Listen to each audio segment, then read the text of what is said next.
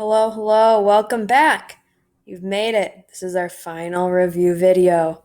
What a glorious time. We are almost there. Today we're going to talk about developmental psych, which shouldn't take too long because this is the unit we've done most recently. So we're just going to breeze through this right now and hit the highlights. So, an important term that we should know that's also kind of connected to the learning unit is called habituation. And habituation is kind of just our simplest form of learning. And what this is saying is that the more an infant is exposed to an object, the less they're going to pay attention to it, the less time they're going to spend looking at it, and just have an overall decrease in response to it. We saw this in the example of that practice FRQ that you did, where the babies spent less time looking at kind of the toys and shapes that they were exposed to for a long time, and spent more time looking at the new shapes and toys that they hadn't really seen that much. So again, the flip side of this is just babies are going to spend more time and pay more attention to new objects that they haven't seen before. So I gave the example of you have your Woody toy that you've been exposed to as a baby a bunch of times, and you always see him in your crib or whatever. Then, the more time spent with him, the less time you're going to be really paying that much attention and looking at him. But then, if Buzz Lightyear were to come along, you could see the baby's eyes would light up, and they're going to spend a lot of time looking and paying attention to Buzz because he's a new stimulus that's been introduced.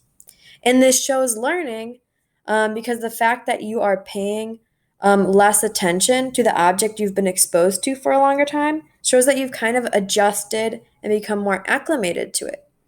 Whereas something like Buzz is brand new, you'll spend more time looking at it to kind of get more information about it. Okay, so now we're going to go through our different theories of attachment. So remember that attachment is just kind of an emotional tie or bond that we form with another person, typically as infants or babies. We looked at Harry Harlow, and he's the one who had the different monkeys with the experiment. And we saw that kind of the most important quality that determines how strong our attachment is going to be is that contact comfort and having that more nurturing mother. So we form attachments with the nurturing mother that kind of gives us that contact, comfort, warmth, and support, rather than the one that gives us our biological needs. So it says a lot about, how humans need to have that safety net feeling and comfort when we have that attachment. So Ainsworth did that strange situation experiment where she had the infants go in a room with their moms. The mom left, a stranger came in. Then the stranger left, mom left, came back. They stayed in the room by themselves. So just kind of seeing how they reacted to this. And off of this experiment is how she based these 4 different types of attachments that she discovered. So the first one is secure attachment. And this is obviously the positive one that you want your child to have. So, what you're going to see with that experiment is that the child's going to be comfortable exploring when the mom's present, exploring around that room. But then when the mom leaves, the child's going to be upset. But when the mom comes back, it's going to be calm and comforted by her return and isn't going to make a huge deal out of it. And the secure mother is likely, a good mom in that they are attending to the needs of the child and providing them with consistent, reliable care. So you can relate this to what we're going to talk about later with Erikson's first stage of trust versus mistrust. The infant develops that sense of trust towards the parent. Then we have one called the avoidant attachment.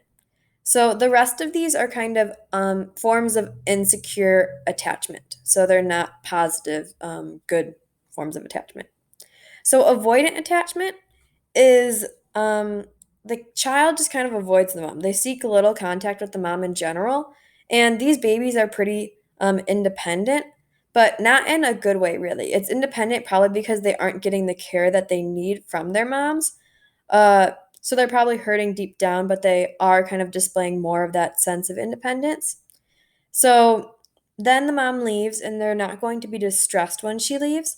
They're just going to kind of be ambivalent and whatever about it. Then when the mom comes back, um, they're still going to be like, whatever about her. So they're avoidant. Then we have the anxious ambivalent one, and this is one where the child's kind of anxious when the mom's present. They're kind of giving off weird kind of behaviors, and then when the mom leaves, they're just going to go nuts and have a fit. They're going to protest and be really upset.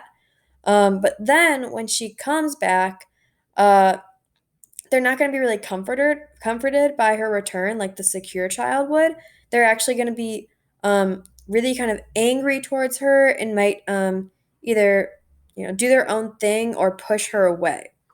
So they're not going to be very welcoming to her as she comes back. And again, this is another one where the mom's probably giving inconsistent care or being neglectful. So the mom might be, giving them some care sometimes and then other times being ignoring of their needs. It's very inconsistent. And that's why this baby's kind of anxious. They don't know what to expect. Is the mom giving them that love and support, or is the mom going to ignore them? So they might be, happy with her. They might be anxious. They're just kind of all over the place. Then we have disorganized. And these are babies who are kind of showing a mix of attachment styles. And uh, they're just all over the place, just very, very distressed, showing all these different kind of behaviors. And this is often due, again, to kind of inconsistent behavior from the caregivers. They're warm one minute, cold the next. The babies are displaying all these different kinds because they are very disorganized and not receiving that consistent care. Okay. Then we have our parenting styles. This is an example of some terms that you should be careful with because I think you guys feel comfortable with these and they're simple to understand, but it's a good one to note that you really need to be careful when you're reading that AP FRQ prompt because you could get something like authoritarian and you could very well know what it means and have it written down in your notes and be good to go, but you might read it as authoritative and then you're not going to get the point. So permissive is our cool mom from Mean Girls. She's not a regular mom. She's a cool mom who's way too chill and lax and a pushover. So you can remember that permissive, it's because they're permitting any sort of behavior and they don't really care. Or you can think of PP, permissive pushover. They're just kind of letting the kids make the rules and letting them do whatever they want and being that cool parent. And this might result in a child that's kind of dependent and have some emotional issues. Then on the other side of the spectrum, you have the authoritarian parent, who is the very strict type of drill sergeant one. So it's good to be strict, but they're kind of on that super extreme where there's just very kind of cold, strict rules. And they're punishing much more than they're rewarding and giving that encouragement. So this might result in this child who's more kind of distant and withdrawn. And one way that I kind of remember this, thanks Kaylee for creating this idea, is authoritarian. You can think the N at the end is for negative. So they're being super strict, they're being negative. You think authoritarian and negative. And then you have authoritative, which is kind of your Jack Pearsons from This Is Us or just any kind of nice parent in a movie. They're kind of that happy medium where they have the set rules, they're giving consistent standards and discipline, and they're enforcing them, but they're fair. And they also give that warmth that a child needs and that positive reinforcement as well. So it's kind of like the just right one. And it results in typically a well adjusted child. So be careful with these two. And one thing to note with authoritative is that it's not simply enough just to say that they're loving. All of these parents love their kids typically. They're just kind of showing it in different ways. So, authoritative, you need to really emphasize that they have the clear and consistent standards, but they're fair in enforcing them, and give a little bit more warmth in who they are. Okay, so now let's talk about schemas. This is kind of the precursor to Piaget's whole cognitive model. So we talked about before, concepts are like your sense of categories of different items and things in your brain. And then you have prototypes, which are just kind of the best image or most quintessential image that comes to mind to represent a category or concept. Like you think golden retriever when you think dog, you think Madison, or Harvard when you think college. So, schema is just kind of your network of concepts and prototypes. It's kind of like your mental filing cabinet of all these things. So, official definition is a concept or framework that interprets information. So, example here is schema kind of contains all your different sort of concepts and categories and things. And it can be broken down in kind of hierarchies from larger to smaller. So we have our schema, our mental filing cabinet about frozen desserts. Then you can think there's kind of smaller schemas or concepts within there, which would represent kind of like your file folders. So then you have things like custard, sorbet, gelato, ice cream, etc. And then you could go even more specific. So now you have like another folder within a folder, like maybe even like a paper now. And you got the folder on ice cream, your schema, and then you're pulling out the more specific papers or files on different types like vanilla, chocolate, mint, whatever. Then, important to note are the concepts of assimilation and accommodation. We said that if you are assimilating, you are thinking that Culver's custard would be the same thing as ice cream and shoving it in that kind of file with that, and you're not adjusting or changing your schemas based on that experience. But then we said that if you're showing accommodation, you are changing your schemas based on the new information. So you would realize, well, Culver's really should be its own little file cabinet because custard's different than ice cream. And you're adjusting and changing your schemas, right? So assimilation is interpreting new experiences in terms of the existing schemas and just shoving in and that changing it. And then accommodation is kind of the more mature way that once you're older, you can adapt your current schemas to incorporate the new information. So this girl that I showed you yesterday, look at all those chickens, girl. Look at all those chickens. This girl is showing assimilation, not accommodation, because these are clearly not chickens, and she's just shoving them in her schema of chicken and kind of over applying that, rather than accommodating and creating a new kind of file for that. Like I said, schemas are things that are influenced by our perceptual set. So, just that quick review, we said perceptual set is that mental predisposition to perceive one thing rather than another. Like when you say senior, if you're a senior in high school, you're probably thinking, that's me, senior in high school. If you're thinking senior citizen, you're probably exposed to senior citizens more. So, schemas are kind of influenced by these perceptual sets of what we're exposed to in life, and that's kind of coloring our schemas of things.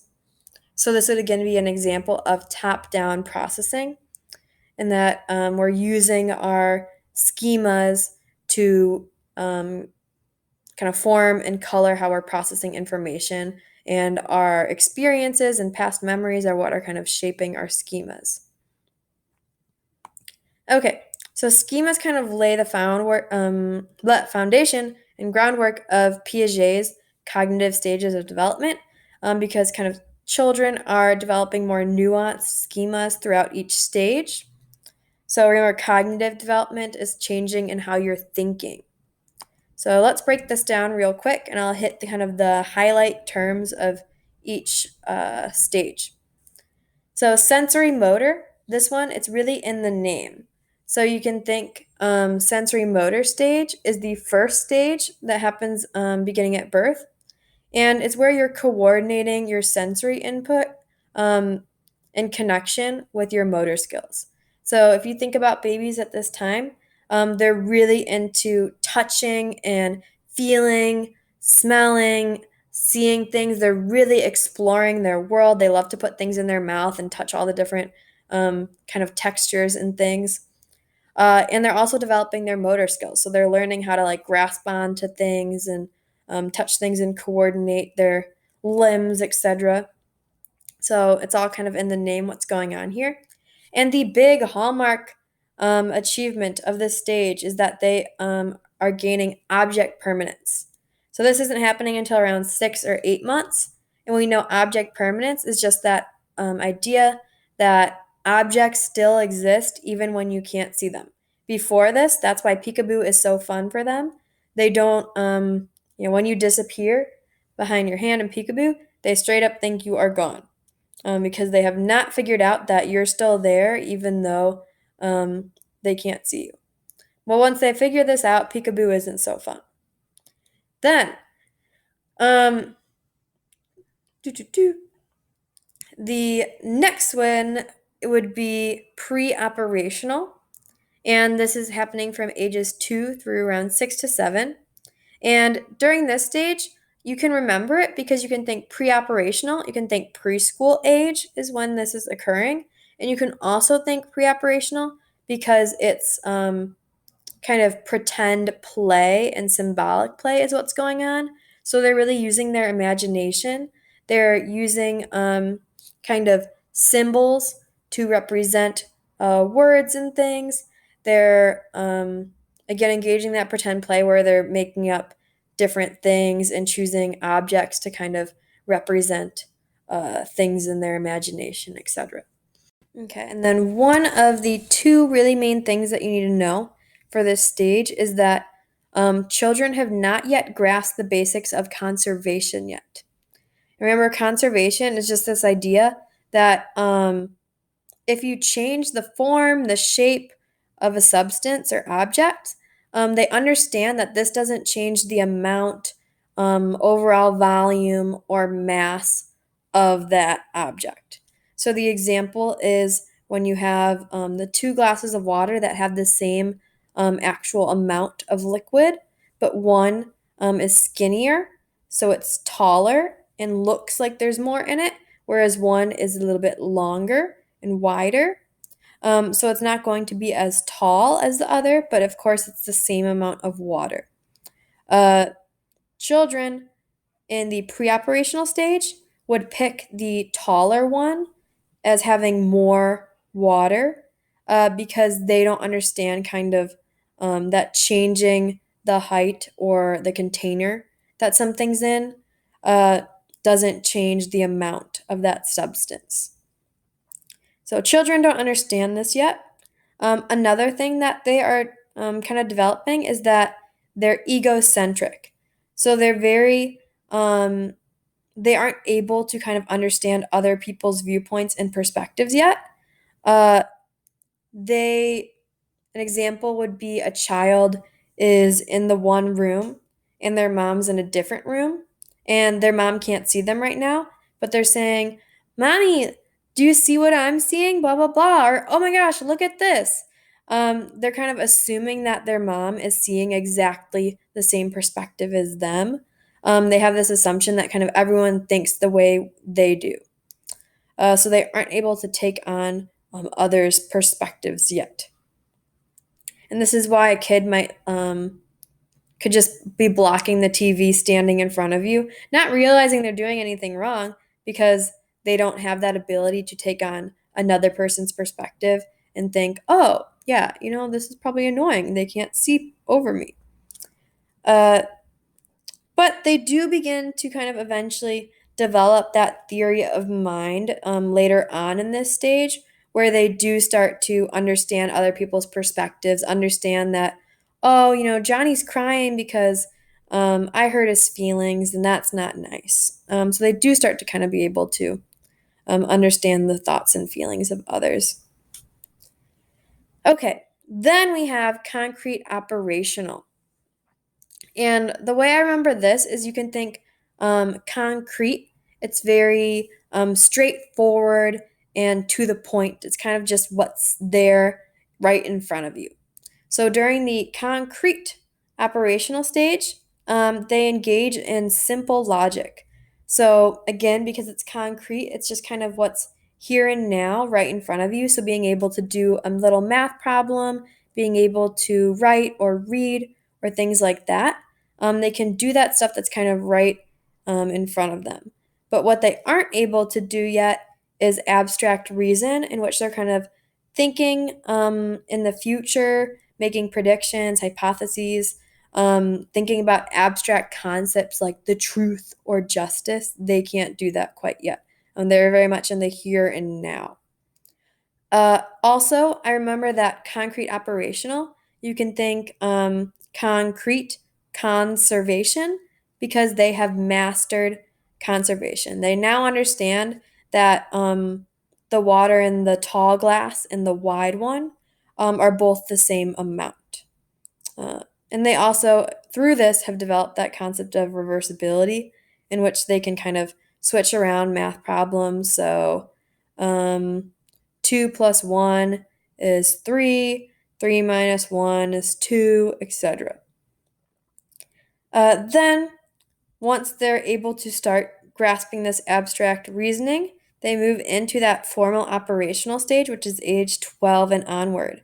And the key hallmark of this is that they're capable of abstract thinking.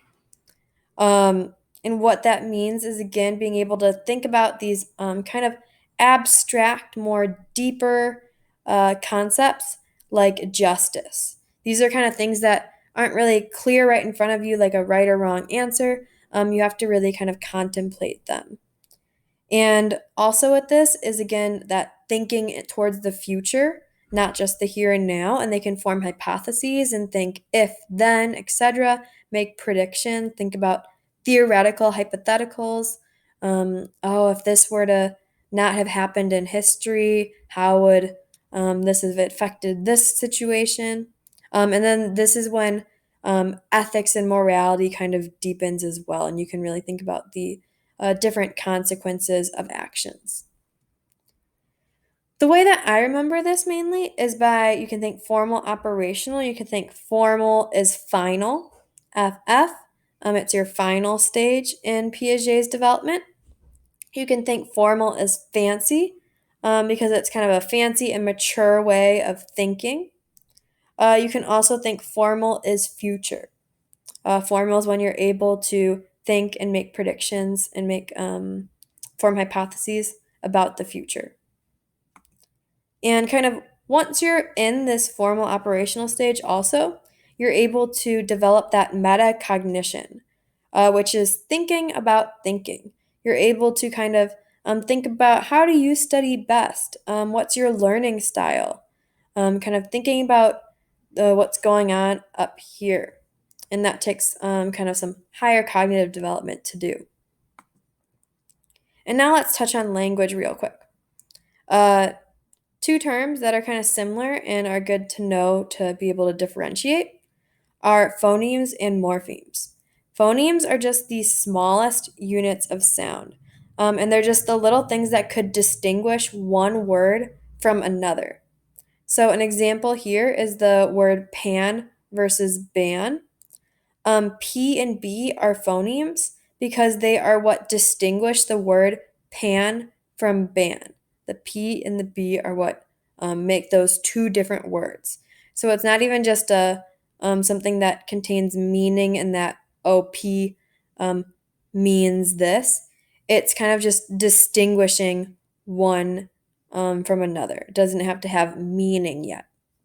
Morpheme, you can think M, morpheme meaning.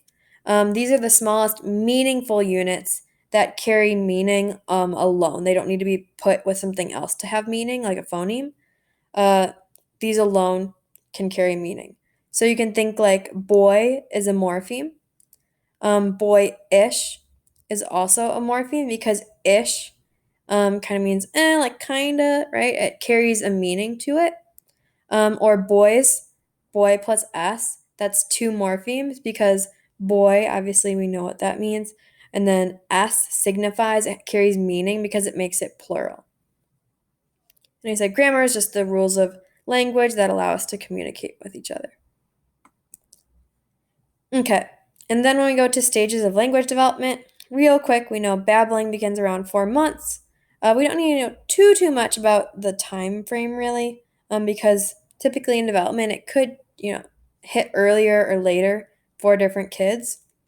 But around this time, babbling is you're just kind of randomly uttering those sounds like goo goo gaga, but you're not yet imitating adult speech and it might not have meaning yet.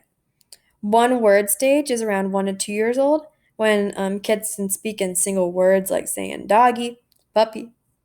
Then two word stage is, again, you can remember that easily, around 2 years old.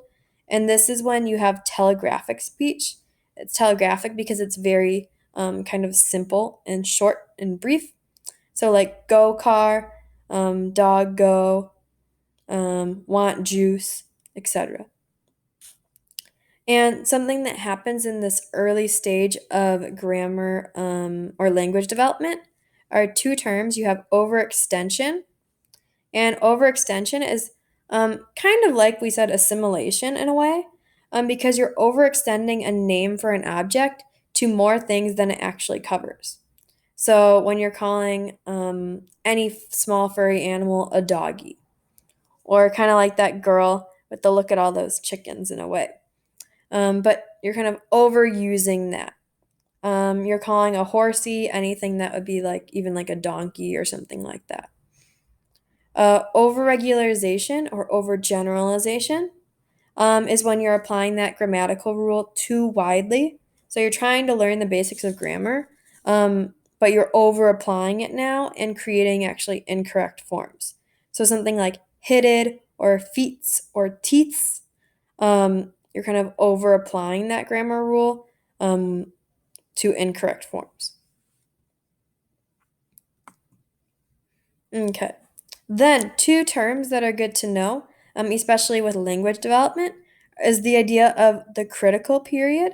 And this is when the idea that you have this do or die period when there's certain skills, such as like language or being able to walk or something like that, that psychologists believe if you don't kind of uh, gain these skills or learn them during the certain time frame of this age to this age, you'll never be able to fully pick up these skills again. It's a critical period in that you need to learn your language skills during this time in your life when it's most active, or else you're never going to do it. So it's now or never, do or die.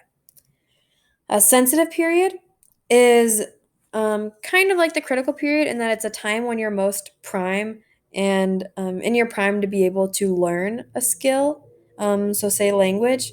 But the key thing here is that missing it and learning language maybe later in life, not during the sensitive period, they'd say it would make it really difficult, but it's not going to make it impossible. So we saw with Jeannie the Wild Child that it does kind of prove that there is this critical period because she was able to eventually learn some language, but she was never able to really understand grammar and get true meaning. So it does show that there's a bit of this critical stage and that she missed out on learning language and she was able to learn some, but was never fully able to learn a language. Okay.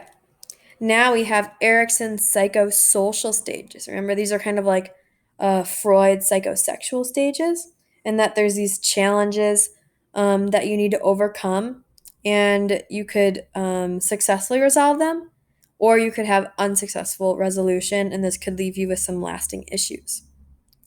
So, at first, we have the trust versus mistrust stage. And this is, like I said, it connects in with our attachment theories because uh, if you want to gain that sense of trust and successfully resolve the stage, you need to feel like your needs are being consistently and reliably met by your caregivers.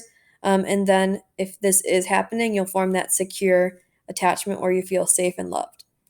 If you don't have this secure attachment going on and you don't get consistent care, you might develop the sense of mistrust and suspicion, and therefore have an insecure attachment and maybe view the world as unpredictable. You're not very trusting because your needs weren't being met. You can't trust that people are going to follow through for you. Stage two is 1 to 3 years. This is autonomy versus shame and self doubt. Autonomy is if you think someone's autonomous, it's kind of being independent. So during this stage, little kids, toddlers are trying to explore their environment and learn to do different things for themselves, like dressing themselves, eating, all that stuff. And if they're encouraged by their parents during this, and kept safe and within reason, given that free reign to try and learn these skills, then they're going to be more likely to try and do things for themselves in the future and be more self-reliant. If they are not encouraged by their parents and kind of criticized or punished, then they're going to feel inadequate. They might lack the self confidence and self esteem to try and learn new skills and try new activities in the future. Then, stage three is initiative versus guilt. So, this one is kind of happening during your preschool years. So, this is centered around play. You're trying to take some initiative to independently plan your play, planning games and activities with other little kids that you're friends with. You think this is when you're kind of playing pretend games like house or family or whatever. And you're trying to like plan these out and delegate tasks and do all of that. So children are very curious during this stage. So if they successfully meet it, they're going to feel good about themselves and being able to plan things in the future.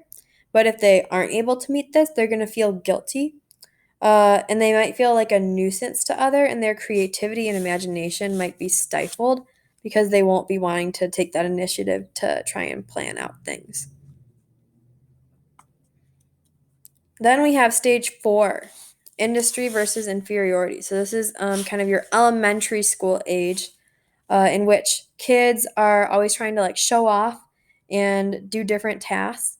So kind of showing off, oh, I know all my times tables. I know how to count to 100. I know all the presidents.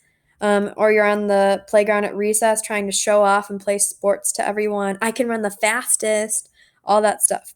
So you're trying to seek approval from your friends, building a strong self image and gaining confidence in your abilities if you're successfully meeting this. If you're not successfully meeting this, you're going to feel inferior. You're going to doubt yourself, doubt your abilities. You're not going to feel valued, and you'd feel kind of inferior to your peers and not have that positive self confidence. Then, stage five, this is what you guys are all in, which is the identity versus role confusion stage. And this goes from your teens to 20s. So, this is what you guys are all trying to figure out. Who am I? Where do I fit in the world? What's kind of my goal in life, and what do I want to do? What group do I fit in? So you're trying to figure out your beliefs, dreams, interests, and overall identity. So if you're doing a good job and you overcome this and successfully resolve this stage, you're going to leave feeling like you know who you are. You might go to the trades, you might go to college, you might go off wherever you're going to go and feel like you know who you are, you know what your interests are, what your beliefs are, and what you want to do with your life. If you don't have this, you might experience role confusion, in which you're not developing that strong sense of identity. So you might feel kind of lost, aimless, or if you're pushed into an identity, you might rebel because we don't like to be kind of pushed into one thing. Then, intimacy versus isolation. This is in your kind of 20s through early 40s. So you have now figured out your sense of identity, and now you're trying to kind of find your identity in relation to other people. So you're trying to form intimate relationships, whether that's just a friendship or kind of a romantic relationship in marriage. Intimacy just means kind of close relationships, and gain the capacity to love. Uh, Erickson says that to have intimacy and kind of overcome this stage, you really need to have developed that strong identity in yourself kind of that you got to love yourself before you can love someone else type deal. Then isolation is what happens if you don't successfully meet this. So if you aren't kind of forming that kind of joint relationship and identity with someone in that positive relationship, you might struggle with maintaining your own relationships. And if you aren't having these positive ones, you might become lonely and feel kind of isolated. Then stage 7 is generativity versus stagnation. You can think generativity is like generate or generations. You're trying to kind of pass on your legacy through to the next generation. So you're trying to feel like you're contributing to the world, whether it be through raising a family or through the work that you're doing, through volunteering. So you just want to leave your legacy and contribute to society. If you aren't successfully meeting this stage, you are going through stagnation and you might not feel productive. You might feel like you aren't doing enough, that you're not leaving a positive legacy, and might start to feel kind of worthless and like your life doesn't have a whole lot of meaning. Then finally, we have stage 8, and this is integrity versus ego despair. And this happens in the late 60s and kind of through the rest of your life. So, this is the period where you're older, you've lived your life, now you're taking time to reflect on it and ask yourself that question of, was my life worth living? If you successfully met this stage, you can look back and say, I feel really content and satisfied with my life. I have wisdom that I can impart on others, and I feel really complete with what I've done. I don't have any regrets, no regrets. And you can accept death without fear and feel comfortable because you did it all, what you wanted to do. But if you are going through despair, then you're going to feel like you didn't reach your full potential. There's a lot more you could do, and you're going to feel guilty, sad, and angry that you kind of wasted your life and didn't live to your full potential. So you're going to feel regret and unsatisfied. All right. Then finally, we have Kohlberg stages of moral development. So he identifies 3 different stages that we go through in determining how we're going to make our moral decisions. And the key thing with this developmental stages is that in each stage, it's not what we're deciding to do that's different. It's the why we're deciding to do it that changes in each stage. So again, with our Heinz dilemma, the example is the husband who's stealing the drug for his wife because he didn't have the money to pay for it, but it's going to save her life. So in this, you could be saying that in each stage, yeah, he should save the drug. It doesn't matter what you're saying. What matters is your reasoning for why you're doing it. So pre-conventional, you're basing your moral decisions off of trying to avoid punishment or gain rewards. So it's out of your own self-interest. It's very me, me, me, me, me. So in this case, you'd say, I don't want to steal the drugs because I don't want to get punished and in trouble and go to jail. Same thing with the little kid example in one of the FRQs we had was little kids stealing candy. They might not steal candy at Halloween because they don't want to get in trouble with their parents. Conventional is kind of in our more preteens, teenage years. So this is when you're following the rules to try and gain social approval and maintain social order. So you're doing this based on what society is telling you to do. You want to fit in with what everyone else is doing. You don't want to stand out. So maybe you steal the drugs because you don't steal the drugs because you want to be you don't want to be judged as a criminal, or maybe you do steal the drugs because you want to be seen as a good husband. It's all kind of based on how you want to be seen and fitting in. It's not really based on your own unique values. Then post-conventional, this is the kind of highest level we can get to, and not everyone makes it to this post-conventional level. So here you're making your decisions based on universal ethical principles. So kind of saying, there's a higher order of moral laws than just what our, actual laws in our Constitution and the laws in Wisconsin say. There's kind of an overall more universal sense of what's right and what's wrong. Uh, and this is kind of based on your own self-defined moral code. So you might say, well, I believe that um, it is unjust to prevent someone from having a medicine that saves their lives. I believe that life outweighs property rights or law. So that's kind of your own self defined moral code of what you're believing. You're not really basing it on, oh, well, what's society going to think? Or am I going to get in trouble or not? In post conventional, you might still get in trouble, but that doesn't matter to you because you're kind of doing it based on your own kind of sense or what's right and what's wrong, and these universal principles of life outweighs property rights or the law or things like that. So again, that's kind of it. Main thing to remember with those is, again, the what you decide to do doesn't matter rather than the why you're doing it. Okay, that's mainly it. Congratulations, you guys. You made it through the review videos. You guys are ready. I'm really feeling good about you guys heading into this. I'm not too worried. Um, Again, think of the Yerkes Dodson law that we perform best under conditions of moderate arousal. We don't want to be too chill and we're not, doing anything to prepare, but we also don't want to be too stressed. So, study a bit more, feel comfortable, relax a little bit, and kind of just get in the zone. You guys got it. Um, I do want to say with your FRQs, especially the concept application, timing is going to be the hardest part, I think, for everyone.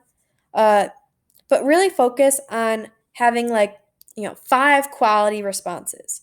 You can still, probably get a pretty good score if you just focus on having those, 5 really good quality ones that you can be confident that, it wasn't like kind of a shrimpy application, that you really went gung ho and applied it and just felt good about it.